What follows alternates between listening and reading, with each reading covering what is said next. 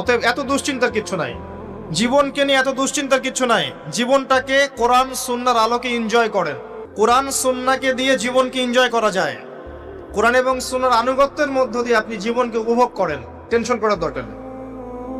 মনে রাখবেন, আল্লাহ যদি আপনার সাথে থাকেন এবং আল্লাহ যদি আপনাকে কবুল করেন, পৃথিবীর কোনো শক্তি নাই আপনাকে টলাবে। পৃথিবীর কোনো শক্তি নাই, পৃথিবীর সমস্ত শক্তি একত্রিত হয়ে আপনার চুল বাঁকা করতে পারবে না, যদি আল্লাহ আপনার সাথে থাকে। আর যদি আল্লাহ আপনার সাথে না থাকে, আইওয়াস শোডাউন দিয়ে কোনো লাভ হবে না, কেউ আপনাকে বাঁচাতে পারবে না। অতএব আল্লাহকে আপন করে নেন, যার যার হক তাকে তাকে দেন, নিজের হক আল্লাহর কাছে চেয়ে নেন, ইনশাআল্লাহ আপনি সুখে থাকবেন।